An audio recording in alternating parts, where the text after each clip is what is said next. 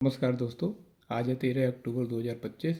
स्वागत है आपका अपने पसंदीदा रक्षा समाचार शो परिक्रमा में। यदि आप हमारे चैनल पर नए हैं तो कृपया हमारा चैनल स्ट्रेट डेव सब्सक्राइब कीजिए, वीडियो को लाइक कीजिए और कमेंट कीजिए। तो चलिए शुरू करते हैं आज की परिक्रमा के मुख्य रक्षा समाचार के साथ। पहला समाचार जो है आ रहा है वो एस्ट्रो हिंद जो 2025 एक्सरसाइज शुरू हो रहा है पर्थ में, वहाँ का है, जिसमें गोरखा राइफल बटालियन के नेतृत्व में 120 भारतीय सैनिक वहां भाग लेंगे।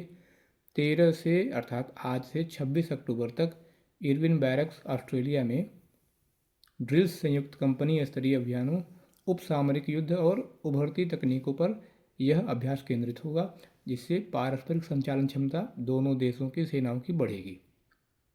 रक्षा मंत्रालय ने अपने बयान में बताया है कि संयुक्त योजना, सामरिक अभ्यास और विशेष हथियार कौशल पर इस एक्सरसाइज में जोर दिया गया है, जो दोनों देशों की सेनाओं के बीच सहयोग और सौहार्द को मजबूत करेंगे।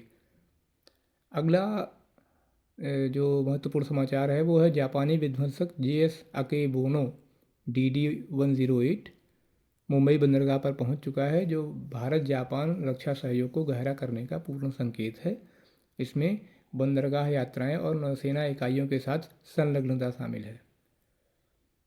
बहुत महत्वपूर्ण समाचार जो आज मिस्र में के शर्म अल शेख में सम्मेलन होने जा रहा है, शांति सम्मेलन, वहाँ से भी है। राष्ट्रपति ट्रंप और राष्ट्रपति मिस्र के राष्ट्रपति सीसी द्वारा वहाँ गाजा शांति शिखर सम्मेलन का आयोजन किया गया है और उसके लिए प्रधानमंत्री मोदी जी को भी आमंत्रित किया गया है। तो आइए अब बात करते हैं विस्तार से भारत और ऑस्ट्रेलिया के संयुक्त सैन्य अभ्यास एस्ट्रो हिंद 2025 के बारे में। रक्षा मंत्रालय ने रविवार अर्थात कल 12 अक्टूबर को बताया कि भारतीय सेना के 120 कर्मियों का दल शनिवार को अर्थात 11 अक्टूबर को पर्थ ऑस्ट्रेलिया के लिए रवाना हो चुका था, जहां वह ऑस्ट्रेलिया और भारत के संयुक्त सैन्य अभ्यास एस्ट्रो हिंद 2025 के चौथे संस्करण में भाग लेगा।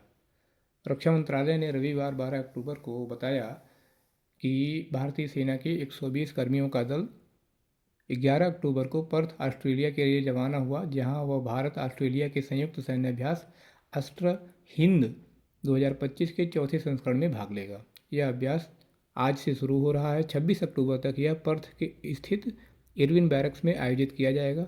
गोरखा राइफल्स की एक बटालियन के नेतृत्व में यह दल भारतीय सेना की विभिन्न हथियार शाखाओं और सेवाओं के सैनिकों को सम्मिलित करता है।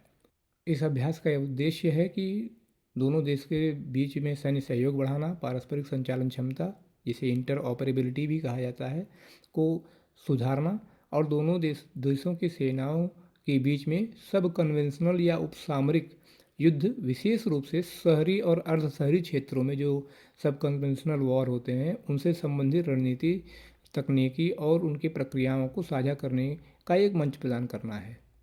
ये इस अभ्यास का उद्देश्य है।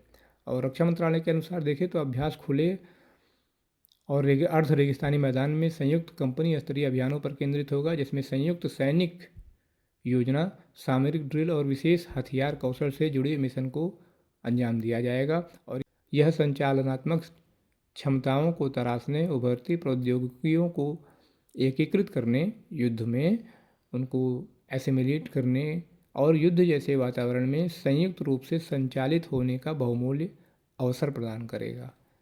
मंत्रालय के द्वारा यह भी कहा गया है कि इस अभ्यास में भागीदारी भारतीय और ऑस्ट्रेलियाई सेना के बीच रक्षा सहयोग को सुदृढ़ करेगी और सैनिकों के बीच सौहार्द को बढ़ाएगी, जिससे सहयोग और पारस्परिक विश्वास की भावना और मजबूत होगी।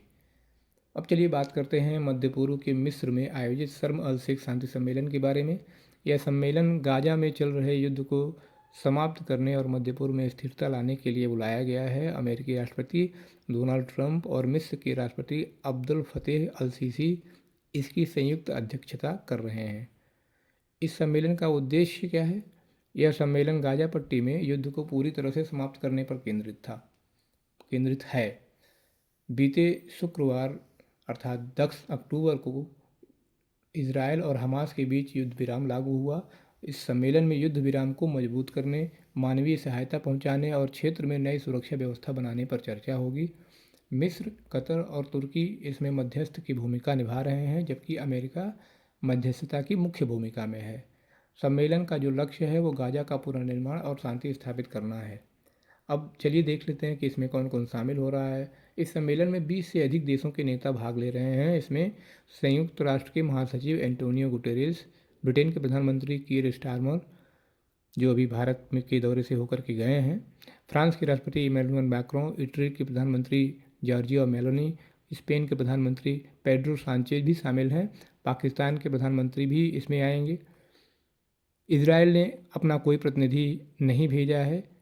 ईरान को भी न्योता दिया गया था, लेकिन उसकी भी कोई भागीदारी स्पष्ट नहीं है। अर्थात इजराइल और ईरान ने अपनी कोई भागीदारी स्पष्ट नहीं की है। अब बात कर लेते हैं कि सम्मेलन में भारत की भूमिका क्या होगी। तो भारत के प्रधानमंत्री श्री नरेंद्र मोदी जी को भी आमंत्रण मिला था, लेकिन उनके व्यस्त कार्यक्रम के कारण भारत के विदेश राज्य मंत्री कीर्तिवर्धन सिंह भारत का प्रतिनिधित्व करेंगे। भारत हमेशा से विश्व के में संवाद और शांति का समर्थन करता रहा है। यह भारत की नीति भी रही है और यह सम्मेलन भारत के लिए ऊर्जा सुरक्षा, समुद्री मार्गों की रक्षा और मध्य पूर्व में साझेदारियों को मजबूत करने का एक अच्छा अवसर है। आशा है कि भारत मानवीय सहायता और युद्ध विराम पर एक रचनात्मक सुझाव देगा। क्या हो सकता है इस सम्मेलन का परिणाम, इसके बारे में बात की जाए तो देखें हैं कि सम्मेलन से उम्मीद जो है वो युद्ध विराम की रूपरेखा बनेगी और बंधुकों की रिहाई होगी, सहायता पहुंचाने के रास्ते खुलेंगे। ये दो मुख्य परिणाम हो सकते हैं अच्छे। और हमास सोमवार अर्थात आज प्रातः हो सकता है 20 बंधकों को छोड़े, क्योंकि ये सम्मेलन उस शांति समझौते का प्रमुख आधार है और यह वैश्विक शांति के लिए वास्तव में एक बड़ा कदम होगा और पूरे विश्व की दृष्टि इस पर टिकी हुई है।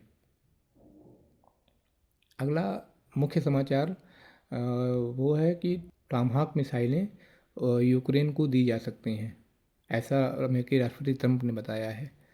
उन्होंने रूस को चेतावनी दी है कि यदि रूस यूक्रेन पर अपना युद्ध समाप्त नहीं करता तो वो कीव को लंबी दूरी की टॉमहाक मिसाइलें उपलब्ध कराने पर विचार कर सकते हैं।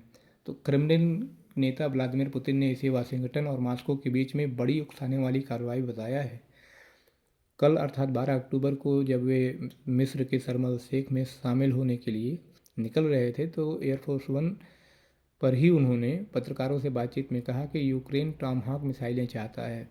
यह एक बड़ा कदम होगा और मैं पुतिन को बता सकता हूँ, अर्थात ये ट्रंप बता रहे हैं कि अगर युद्ध नहीं रुका तो हम इसे ज़रूर कर सकते हैं। वे मतलब यूक्रेन को टॉमहाक मिसाइलें देंगे। तो क्या उन्होंने पुतिन से पूछा है कि क्या वे अपनी दिशा में टॉमहाक जाते देखना चाहेंगे। मुझे ऐसा नहीं लगता। अर्थात वो एक तरह से कह लीजिए कि एक भयादोहन की प्रकृति को ध्यान में रखते हुए रूस को दबाव डाल रहे हैं कि वो भी शांति के मार्ग पर चले या शांति समझौता यूक्रेन के साथ कर ले। मुझे नहीं लगता कि इसमें ट्रंप कुछ विशेष कर पाएंगे, क्योंकि रूस अमेरिका की इस धमकी से डरने वाला नहीं है। हाँ, ध्यान देने योग्य बात यह है कि वाशिंगटन ये मिसाइलें सीधे यूक्रेन को नहीं बेचेगा बल्कि नाटो को देगा और जो भुगतान करके इन्हें यूक्रेन भेज सकता है। इन मिसाइलों की रेंज जो है वो 2500 किलोमीटर के लगभग है। अब 2500 किलोमीटर अगर यूक्रेन की सीमा से अगर देखा जाए तो लगभग रूस की राजधानी मॉस्को तक की मारक क्षमता हो जाएगी इनकी। तो सघन जनसंख्या वाले देश तक, क्षेत्रों तक यूक्रेन से लड़ाई की जा सकती है टॉमहाक मिसाइलों के द्वारा। और ध्यान देने योग्य बात यह है कि पुतिन ने भी 2 अक्टूबर को ही चेतावनी दी थी कि टॉमहाक मिसाइलों की यदि आपूर्ति अमेरिका करता है तो युद्ध को एक नया कह सकते हैं आयाम भी मिल सकता है और यह पूर्ण युद्ध की दिशा में उकसाने वाला कदम रूस मानेगा। उन्होंने यह दावा किया कि यह देश के लिए बड़ा खतरा नहीं होंगी, क्योंकि टॉमहाक उन्हें नुकसान नहीं पहुंचा सकती हैं। हम उन्हें गिरा देंगे और हवाई रक्षा प्रणाली मजबूत करेंगे, ये पुतिन का कहना था। ट्रंप ने यह भी कहा कि यूक्रेन के राष्ट्रपति वोलोदिमीर जेलेंस्की के साथ 2 दिनों में दूसरी बातचीत में मिसाइलों पर उन्होंने चर्चा की। जेलेंस्की ने कहा कि रूसी नेतृत्व में डर के संकेत दिख रहे हैं और टॉम हाक ट्रंप के शांति प्रयासों में कीव की स्थिति को मजबूत करेगा।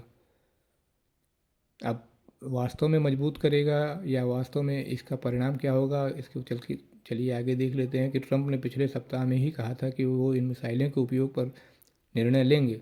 अब ये प्रश्न यह उठता है कि यह अमेरिकी हथियार टॉमहॉक जैसी मिसाइलें, उनकी भूमिका वास्तव में युद्ध समाप्त करने में निर्णायक भूमिका होगी, या फिर इससे अप्रत्यक्ष रूप से नाटो की युद्ध में संलग्नता भी मानी जा सकती है, और जिसका परिणाम आने वाले भविष्य में भयानक हो सकता है। तो देखने वाली बात ये होगी कि हम ट्रंप क्या निर्णय लेते हैं। यदि टॉमहॉक मिसाइलों की सहायता दी जाती है तो नाटो की अप्रत्यक्ष रूप से संलग्नता युद्ध में मानी जाएगी, और उसका परिणाम निश्चित रूप से एक धीरे धीरे विश्व युद्ध की ओर बढ़ता दिखेगा। अब निकट भविष्य में क्या होगा, आने वाले समय में देखेंगे। तो ये थे पूरे आज के मुख्य रक्षा समाचार। अब इन्हीं समाचारों के साथ हमें अनुमति दीजिए। हमारा चैनल स्ट्रेट डेव सब्सक्राइब कीजिए। मिलते हैं अगली वीडियो में। नमस्कार।